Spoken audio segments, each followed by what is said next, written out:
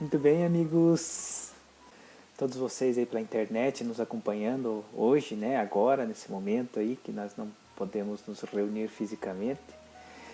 É com muita alegria que a gente recebe vocês aqui, tá? Então eu vou alternando aqui a câmera e a apresentação, tá? E, enfim, vamos nos concentrar então para a oração, né, e depois a palestra da noite, tá bom?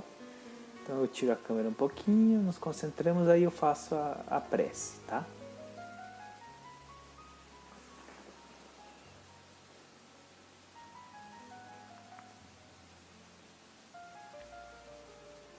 Com os pensamentos elevados a Deus, vamos render graças ao bondoso Pai, bondoso Deus, querido e amigo Mestre Jesus também, os nossos anjos protetores, os nossos guardiães, que sempre estão ao nosso lado.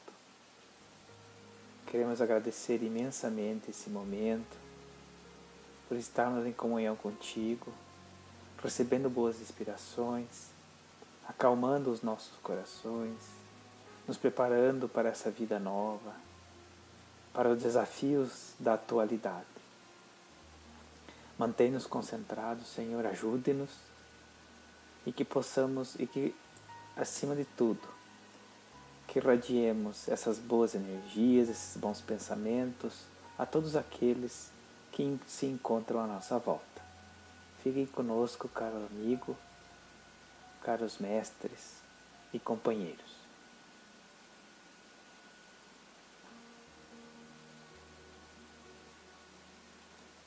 Muito bem, pessoal. Então, vamos tratar do tema da palestra de hoje. O mês de julho trata do tema da família, né? Então, queremos todos falar acerca da família. E o tema de hoje, o título da palestra de hoje é Entrada na Casa do Pai.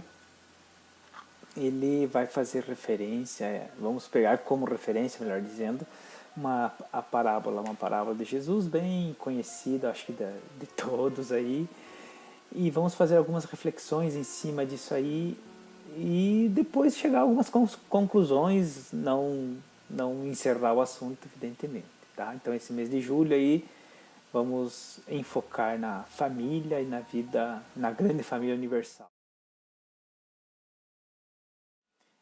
Bom, a entrada na casa do Pai, ela, que é o tema da palestra de hoje, num primeiro momento, assim, me parece que ela vai nos remeter aí a a um lugar semelhante a esse aqui, né, que nós estamos mostrando aqui como sugestão somente, né, um local talvez simples, mas de uma paz, de uma tranquilidade, de uma doçura, de um aconchego, né?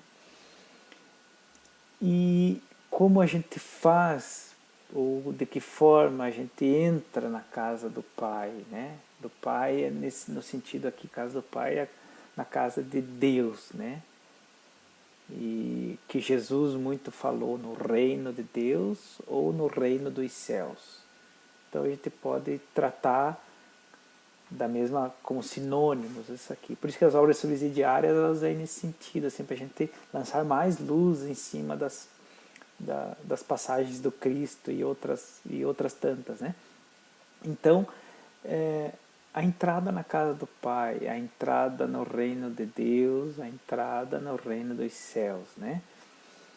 E esse reino dos céus, esse reino de Deus, é um reino de paz, amor, tranquilidade, de alegria, de aconchego, né? De segurança, simples, né?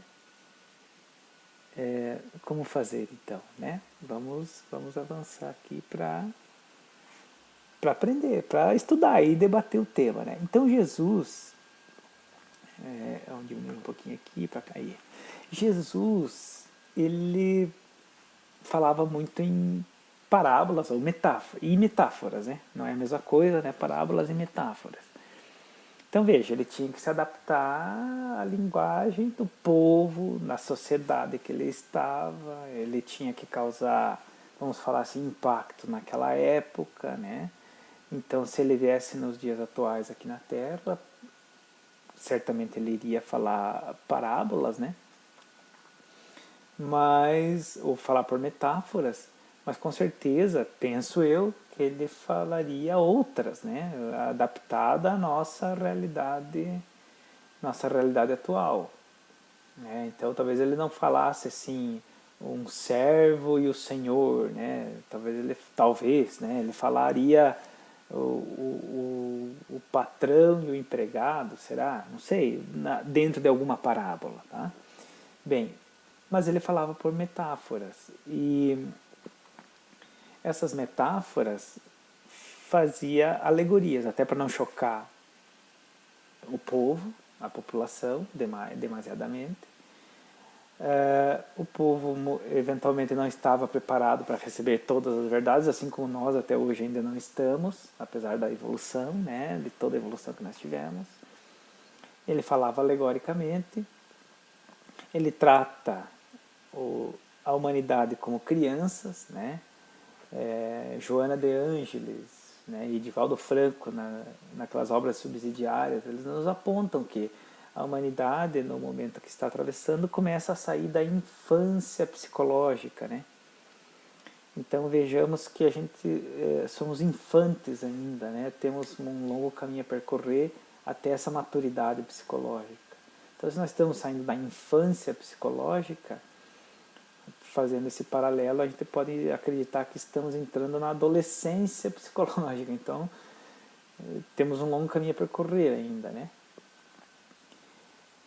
Como eu falei, inteligível à época, né? Tinha que fazer minimamente inteligível, fazer exemplos, usar de artifícios que a população, o povo, as pessoas da época pudessem entender, né? E aqui eu ouso, aqui a ousadia minha, né? Fica a critério dos amigos aí também fazerem as suas metáforas, os seus paralelos.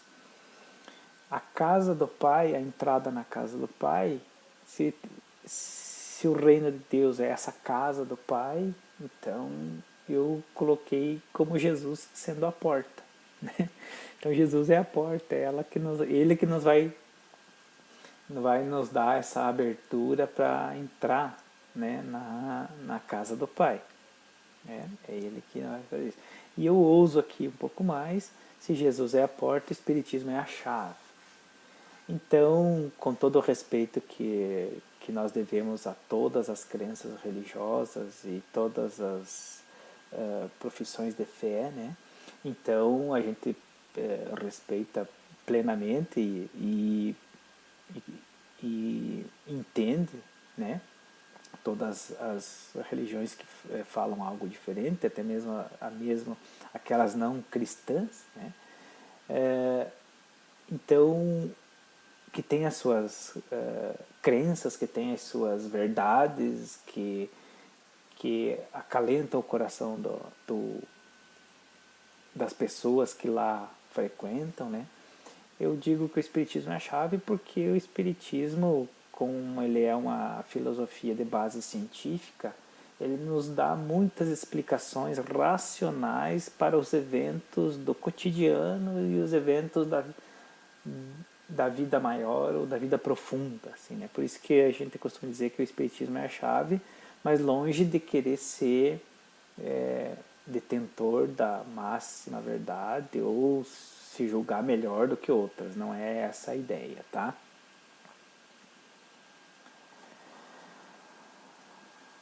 Então, tendo aí essa casa do Pai como chamada ali o reino de Deus ou o reino dos céus, a gente quer fazer algo mais assim como um estado de plenitude íntima. Então a casa do Pai, né, a casa do Pai não é por assim dizer, algo externo, né? E que na época de Jesus as pessoas não entendiam muito. Quando eu falava reino de Deus, ficava esperando vir um rei, né, um guerreiro para implantar. E até hoje, assim, as pessoas ainda esperam, né, o dia do juízo final, o apocalipse, né, como se fosse um evento cataclísmico ou coisa do gênero, né? Até mesmo agora com essa pandemia aí, o pessoal fica bem assustado pensando nos efeitos apocalípticos, né? Que já vem acontecendo há muito tempo, né? Ocorre que essa visão espírita é que a casa do Pai é um estado íntimo. A casa do Pai é dentro de mim mesmo, o reino de Deus ou o reino dos céus.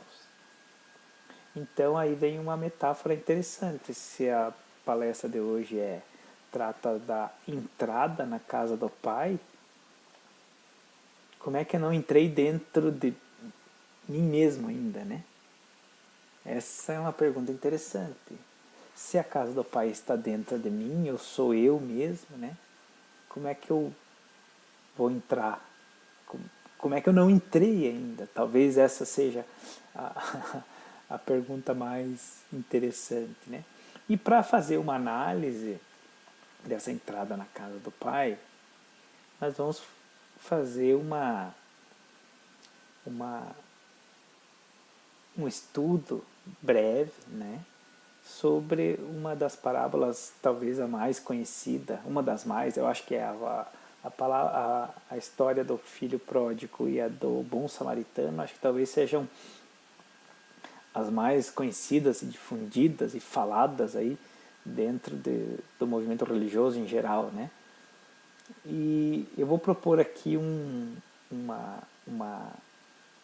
estudo diferenciado né, uma análise um pouco diferente. E vejamos que então, acho que todo mundo já conhece essa parábola, né? Já escutou várias vezes, né? Já teve talvez diversas interpretações. E vejam que, invariavelmente, a gente sempre assume um papel dentro dessa parábola. Porque ela é uma parábola muito próxima da gente. Falando por mim agora, antigamente, quando eu via essa parábola, eu me colocava sempre no lugar do irmão mais velho, que ficava em casa. Não sei se isso com vocês também, mas pode ser que não. E eu ficava bem razoavelmente chateado, sabe? Não gostava do final da parábola, né? Que quando o outro filho volta para casa e o filho mais velho parece que é deixado de lado, enfim. Eu me colocava no lugar do filho mais velho e ficava assim, digamos, um pouco chateado. Revoltado acho que não é o termo, mas não gostava. Eu não gostava, né? Tá? Então vamos fazer a leitura rápida da parábola e aí a gente vai teste os comentários, tá, pessoal? Então, um momentinho só. Então eu vou ler a parábola aqui, né? Então, texto evangélico. E Jesus disse, um certo homem tinha 2 filhos, e o mais moço deles disse ao pai, Pai, dá-me a parte da fazenda que me pertence. E ele repartiu por eles a fazenda. E poucos dias depois, o filho mais novo, ajuntando tudo, partiu para uma terra longínqua, e ali desperdiçou a sua fazenda, vivendo dissolutamente.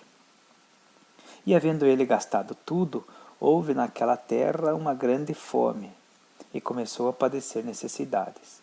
E foi e chegou a um dos cidadãos daquela terra, o qual mandou para os seus campos apacentar porcos. E desejava encher o seu estômago com as bolotas, alfarrobas, que os porcos comiam, e ninguém lhes dava nada. E caindo em si disse, quantos trabalhadores de meu pai têm abundância de pão, e eu aqui pereço de fome. Levantar-me-ei, e direi ao meu pai, e irei ter com ele. Dir-lhe-ei, pai, pequei contra o céu e perante a ti.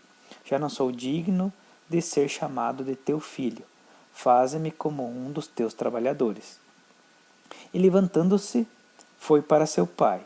E quando ainda estava longe, viu o seu pai e se moveu, viu o seu pai, e moveu-se de íntima compaixão, e correndo, lançou-lhe ao pescoço e beijou. E o filho lhe disse, pai, pequei contra o céu e perante ti. Não sou digno de ser chamado de teu filho. Mas o pai disse aos seus servos, trazei depressa a melhor roupa, vestilho, ponde-lhe um anel na mão e sandálias nos pés. Trazei o bezerro cevado, matai-o, comamos e alegremo-nos, porque este meu filho estava morto e reviveu. Tinha-se perdido e foi achado. E começaram a alegrar-se. E o seu filho mais velho estava no campo. E quando veio, chegou perto de casa, ouviu a música e as danças. E chamando um dos seus servos, perguntou-lhe o que era aquilo. E ele lhe disse, veio teu irmão e o teu pai matou o bezerro cevado, porque o recebeu são e salvo. Mas ele se indignou e não queria entrar. E saindo o pai instava com ele. Mas respondendo ele, disse ao pai, eis que te sirvo há tantos anos, sem nunca transgredir o teu mandamento, e nunca me deste um cabrito para alegrar-me com os meus amigos. Vindo, porém, este, teu filho, que desperdiçou a tua fazenda com as meretrizes, mataste-lhe o bezerro cevado. Ele disse, filho, tu sempre estás comigo, e agora, e todas as minhas coisas são tuas. Mas era justo alegrarmos-nos e regozijarmos-nos, porque este teu irmão estava morto e reviveu, tinha se perdido e foi achado. Lucas, capítulo 15, versículo 11 a 32. Então a parábola é muito bem conhecida de todos, talvez algumas variantes aí e algumas traduções, né? Mas aí em síntese a ideia, né, é essa daí e todos já bem conhecem, né?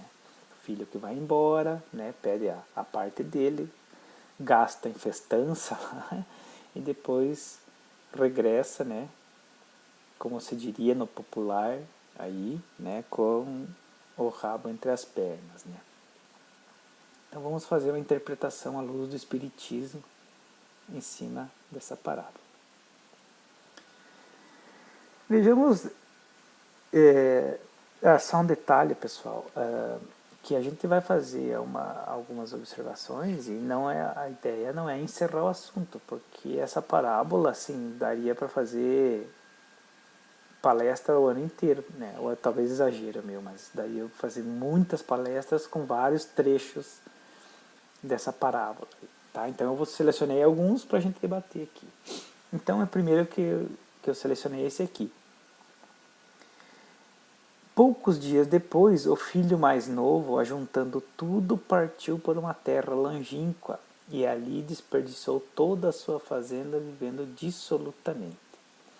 Vejamos que o pai, no início da parábola, o pai divide a fazenda entre os dois, né? Ele não divide entre os dois e o filho mais novo pega a parte dele, tá? Não nos esqueçamos disso. Então a primeira observação que eu faço é que, assim, que eu faria é que ele não saiu imediatamente, esse filho mais novo. Jesus não usa das palavras em vão, tudo tem um propósito. Ele não saiu imediatamente. E poucos dias depois, ou alguns dias depois, o filho mais novo ajunta tudo, vamos falar assim, e sai. Ele não sai imediatamente.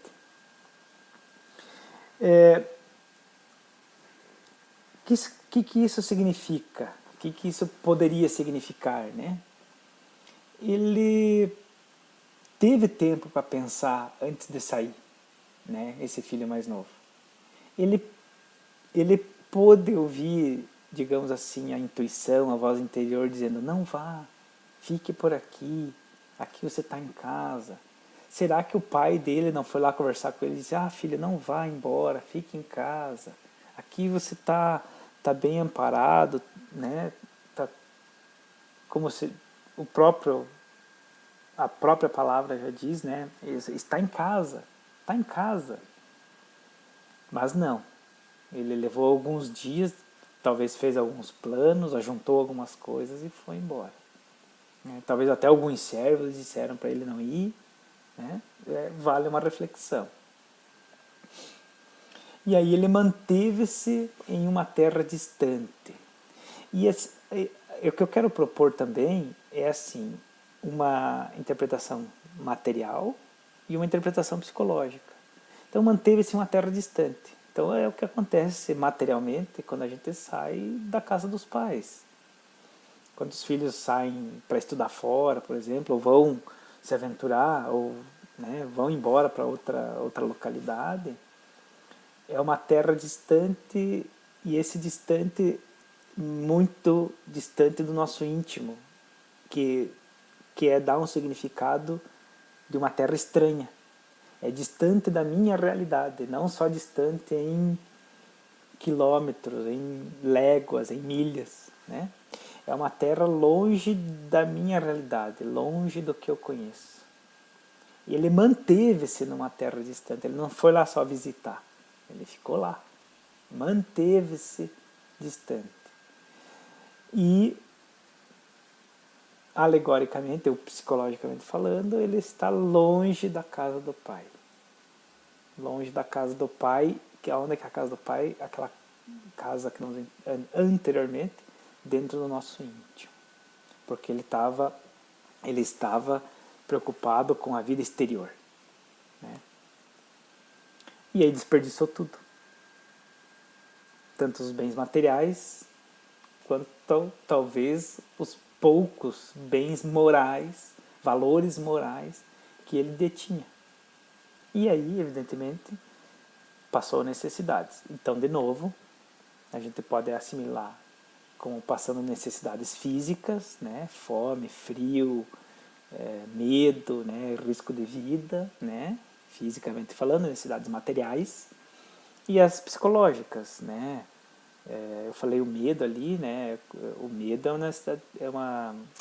seria uma necessidade íntima, né? Estou passando medo, estou com medo, né? Raiva, né? Todo o impacto que isso causaria na vida dele, né? Todos os devaneios morais que talvez ele tivesse tido. Outro trecho que eu selecionei ali é que o cidadão daquela terra longínqua lá, né, aquele cidadão longe da minha realidade, mandou apacentar porcos, e ele, o filho, desejava encher o seu estômago com as alfarrobas que os porcos comiam, só que ninguém lhe dava nada. Então ele estava num ambiente totalmente estranho e hostil. E, novamente, eu proponho essa dupla interpretação.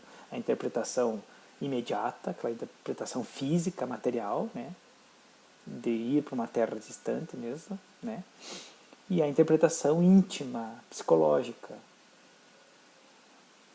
Ele sofria pressões psicológicas íntimas nessa terra. Quantos padecimentos morais ele teve, né? Foi lidar com porcos, então até hoje, né, o povo da religião judaica e talvez outros, né, outras religiões não se alimentam de porcos. Né? Tem um porquê disso, tem um porquê de Moisés ter proibido o povo de se alimentar de porcos, mas o porco é um animal, ainda mais naquela época, pior ainda, muito mal visto, né? Seria como, mal comparando, sei lá, talvez, se nós aqui nos alimentássemos de insetos, né? Vamos supor. Que em outros países é comum, na Ásia, alguns países, né, asiáticos, sei lá. Mas ele foi apacentar porcos, lidar com porco, que é o ser mais abjeto que existe para aquele povo lá. É a coisa mais degradante do mundo para aquele para eles e para a época também.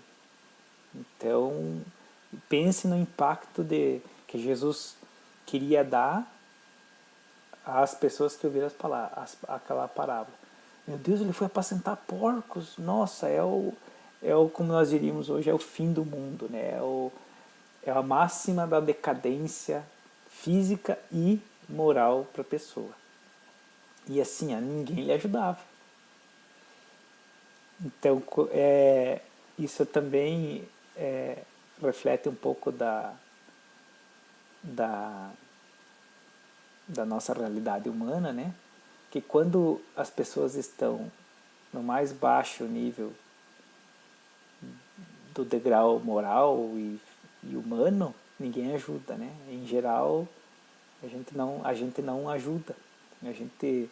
Quantos maltrapilhos, mendigos, né? Esfaimados pela rua que a gente não enxerga. Então nós estamos longe da casa do Pai. Então, longe da casa do Pai, as pessoas que estão longe da casa do Pai não ajudam. Ninguém ajudava ele. Então isso serve para nós também, que às vezes nós parecemos aqueles cidadãos lá da terra longínqua, né? Claro, estamos longe da casa do Pai, longe do amor de Deus, né? De Jesus. E vejam que ele não queria nem matar a fome. Ele só queria encher o estômago. Aí vem uma pegada assim forte nessa questão da decadência moral, né? Então, do ponto de vista físico, ele só queria encher o estômago, né? Não queria comer coisa agradável, só queria encher o estômago. Do ponto de vista psicológico, moral, né? Ou íntimo, vamos falar assim, eu não sou da área da psicologia, tá? Do ponto de vista íntimo, ele não queria nem receber muito afeto, muito amor, ele só queria o mínimo, ali, só uma coisinha de nada. Então ele estava totalmente abandonado, desesperado e ele não queria nem ter, digamos assim, vamos falar, uma família, ele só queria um pouquinho de afeto e de amor, né? E nem isso ele tinha. E caindo em si, depois ele caiu em si e falou: levantar-me-ei e irei ter com meu pai. E vou dizer: eu não mereço ser chamado de teu filho. Isso que ele pensou. Então, ele cansou de sofrer.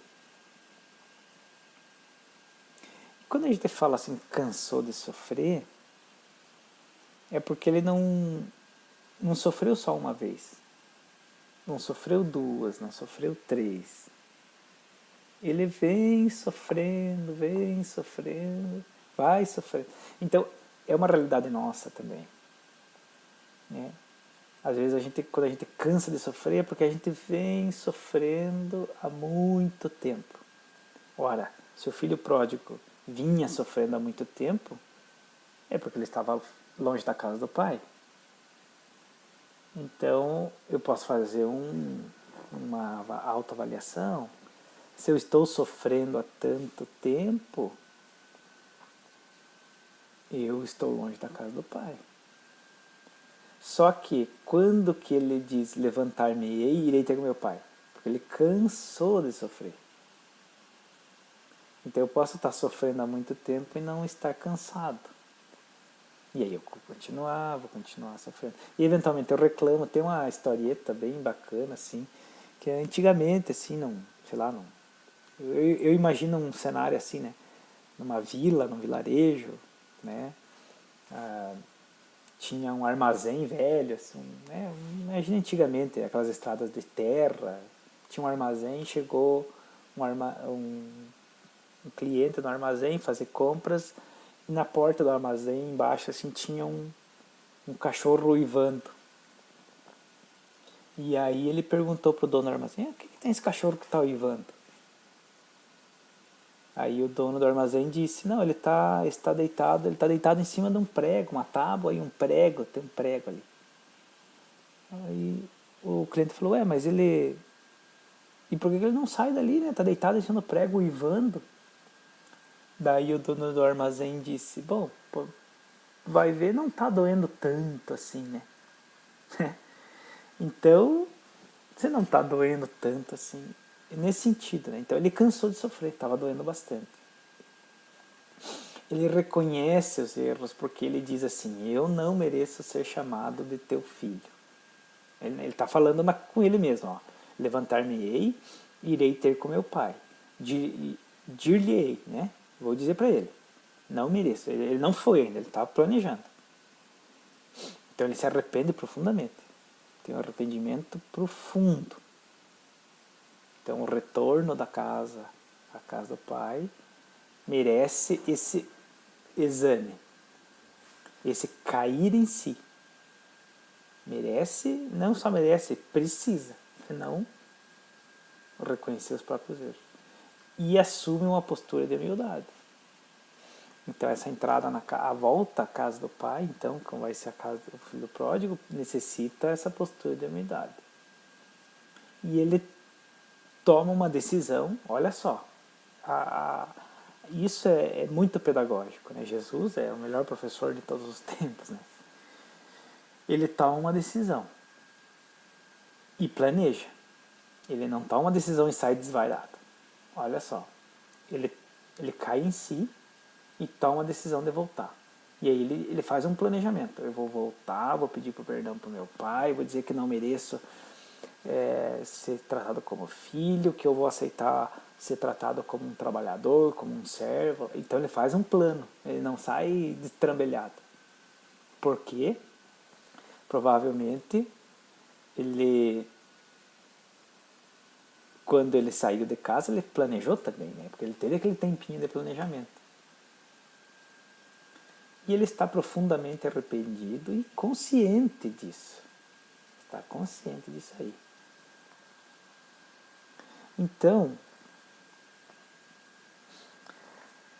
percorrendo as estradas largas dos interesses humanos, o filho pródigo conheceu a realidade da vida material. Que não é nada fácil, né? Longe dos pais. E a grande fome que se abateu sobre aquela terra indica o cansaço, a insatisfação, o fastio que os prazeres materiais cedo ou tarde produzem no ser. Então, o Espiritismo enfatiza que os bens materiais, eles nos servem como alavanca de melhoria íntima, alavanca de melhoria das condições sociais e proporcionar digamos assim, usando esse mesmo termo, uma alavancagem do progresso da sociedade, no auxílio às outras pessoas, no sentido de proporcionar trabalho, né? Não simples distribuição de esmola. E cedo ou tarde, essa insatisfação com a materialidade da vida, ela chega. E aí, que eu estou cansado agora. Então eu trabalho para quê? Para acumular, Então eu abro uma empresa. Eu quero que minha empresa seja grande. Agora eu quero que ela seja maior. Agora eu quero que seja uma multinacional. Vamos supor, né? E eu vou conseguindo isso e e depois, né? Então, como essa parte última aqui, ó, a grande fome que se abateu sobre aquela terra indica o cansaço, a insatisfação, o fastio, né? Que os prazeres materiais cedo ou tarde produzem no ser. Cedo ou tarde isso acontece, a gente se cansa. Então, quando a gente se cansa disso, é hora da gente... Não deveria ter saído da casa do pai, né? Não deveria. Então, vamos retornar, né? Com humildade, reconhecer os erros. Cedo ou tarde. Esse tarde pode ser depois da desencarnação. E que, tudo bem. Né? A pessoa, quanto mais cedo ela perceber isso, melhor. Todo mundo, Deus é misericordioso, né?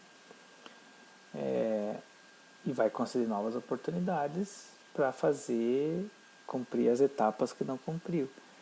Mas quanto mais cedo a gente se aperceber disso, melhor. E se a gente não precisar passar por sofrimento, melhor ainda.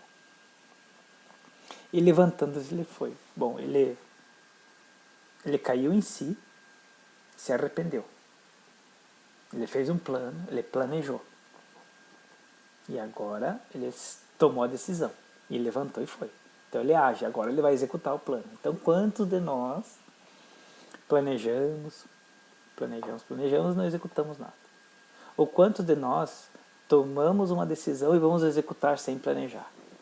Então essas são decisões que a gente toma às vezes e não tem repercussão permanente.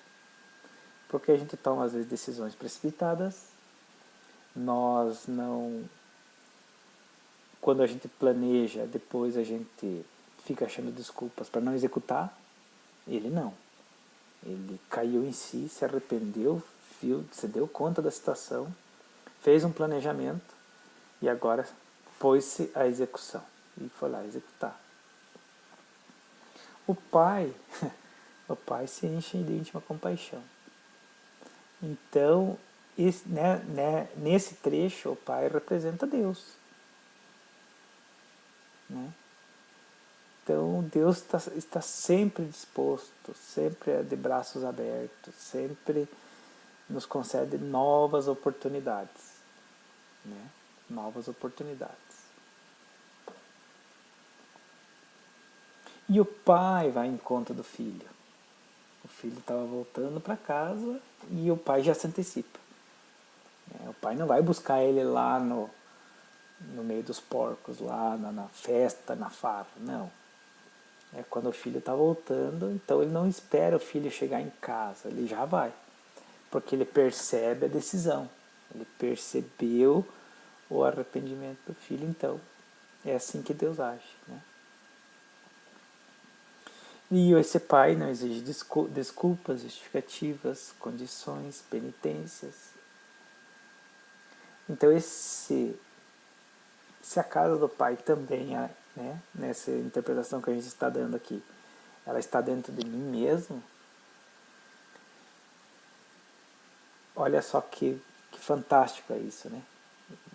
Não exigir desculpas, não exigir justificativas, condições e penitências. Simplesmente retornar para aquele reino de Deus dentro de nós. Né? Não ficar com automutilamento. A culpa que não produz efeito benéfico nenhum, atravanca a pessoa. Reconhecer os erros, sim. Não cometê-los novamente, sim. Né? Mas esse auto-amor que tanto a Joana de Ângeles e o Divaldo Franco falam. Né? Então, a partir do instante que teve consciência dos seus méritos e deméritos, ele aliou o desejo de melhoria à ação. Então, eu quero melhorar, agora eu vou agir.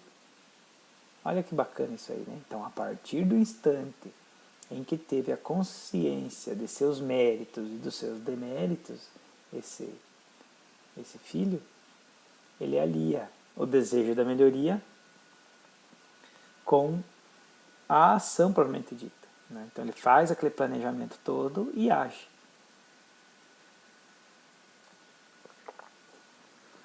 E o filho mais velho ouviu as músicas e danças e chamando um dos servos perguntou o que era aquilo. Olha que interessante, ele está bravo.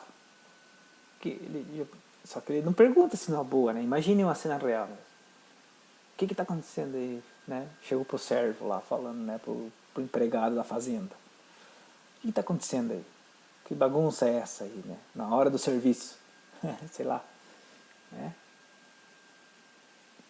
Vejam que o filho mais velho, aí, ele não tem coragem de falar com o pai. Né?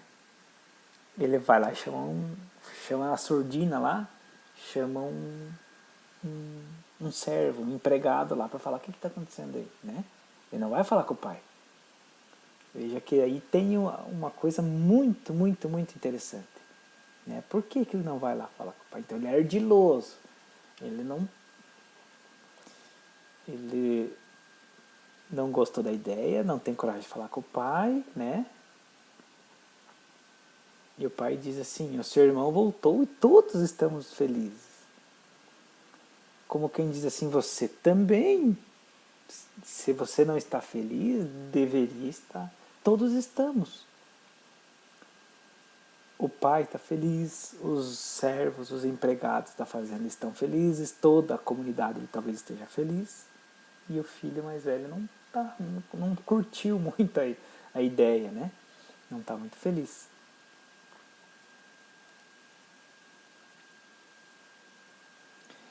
E isso aqui achei muito interessante. O filho mais velho ficou muito indignado, ficou bravo, revoltado, né? Como a gente diz no popular, ele ficou reinando, né? Não ficou legal. Né? Ficou reinando, como a gente diz aí no popular. E não queria entrar na casa. Olha só, olha a riqueza. Não sei se vocês já tinham percebido isso. O filho mais velho não quis entrar. Então o filho mais velho ficou fora da casa do pai. Ele, fazendo essa figuração material, não quis entrar na casa do pai. Fazendo essa figuração íntima, se afastou do reino de Deus, da casa do pai interior. Não quis pertencer àquela festividade, àquela alegria, aquele ambiente fraterno da casa do pai. Ele não quis entrar na casa, ficou de fora da casa do pai. Então ele estava bravo, como eu falei, ele sente muitos ciúmes, né? Com certeza, né? Sente muito ciúme, ele sente inveja, porque talvez ele quisesse ter feito o que o filho mais novo fez, sair, fusarquear, né? Como a gente fala, e ele não foi. Ele julga-se o único merecedor. Não, eu estou acima desses aí, de baixo. Não sei se vocês já viram alguma coisa relacionada a isso na vida real aí. Não, vocês aí embaixo, mas eu estou aqui em cima. Ó. Eu mereço. Vocês aí façam como eu para merecer. Né? Ai, ai, ai. E ele não reconhece mais o outro como irmão. Aí tá outra coisa que ele diz para o pai: esse teu filho aí, não é? Ele não o reconhece mais ele como irmão. Então será que nós não temos nada disso aí? Porque a gente fica achando que o filho mais velho é o filho certinho, né? A gente fica até com dó do filho, né? Estou falando mais por mim agora, quando eu ouvi a parábola, né? Eu ficava até com dó do filho mais velho, que o filho mais novo saiu aproveitar, né? Então, o pródigo, ao seu ver, o filho pródigo, no ver do irmão mais velho, deve ser excluído do lar, deve ser banido da face da terra. Não sei se já ouviram alguma vez alguém falar alguma coisa semelhante aí, a isso, né? Essas pessoas não deveriam nem existir, esse tipo de gente. Então o pródigo, na visão do filho mais velho, era um irmão, era uma pessoa que deveria ser excluída do lar. O mal do egoísta é muito mais profundo e está muito mais enraizado do que no pródigo. Este tem qualidades, o pródigo tem qualidades ao lado de defeitos.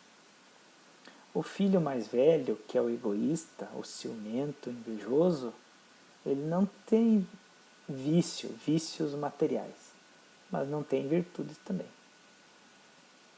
Olha só que interessante, né?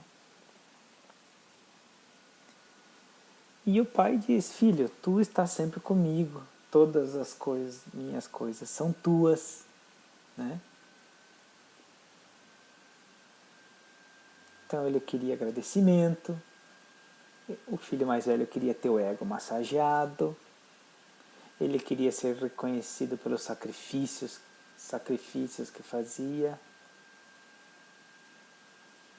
e não fazia de livre e espontânea vontade. Então, quantos de nós fazemos sacrifícios para guardar um lugarzinho no céu? Claro que todo bem feito, tudo aquilo que for bem, né, em prol do bem, é melhor do que o mal, não tenha dúvida. Mas como é que eu pratico esse bem? Eu estou fazendo sacrifícios para quem? Só pensando em mim? Aí vem a abnegação tão falada pelo Espiritismo. Né? Então, a humanidade, o filho pródigo e o filho mais velho, na verdade, então, eles estão em nós. Né? Nós temos um pouco de cada um. Talvez alguns de nós se identifiquem um pouquinho mais com o pródigo, ou um pouquinho mais com o mais velho, mas a humanidade como um todo é um misto disso aí. Então, o filho pródigo... Opa, perdão, vamos voltar aqui. O filho pródigo, as faltas aparecem, aquelas falhas que aparecem. Eles se arrastam, ou nós nos arrastamos como barcas, vamos de roldão, vamos pelo momento, vamos indo, vamos junto. Sabem que são pecadores e sentem até orgulho, né? Então, o filho pródigo tinha aquele orgulho de ser um aventureiro, de sair pelo mundo, gastar dinheiro, fazer as festas, tem um orgulho enorme disso aí, né? O mais velho são os que se julgam isentos de culpa, representa o irmão mais velho. Orgulhosos e exclusivistas, querem só para si. E imaginam-se no alto e os demais abaixo. Então, acredito que nós temos um pouco de cada. Então, talvez no início da parábola nós nos identificássemos mais com o irmão mais velho, quando nós ouvíamos antes, porque parecia que era o irmão injustiçado. Mas não há injustiça nessa parábola, nenhuma. O pai é amoroso e recebe bem a todos.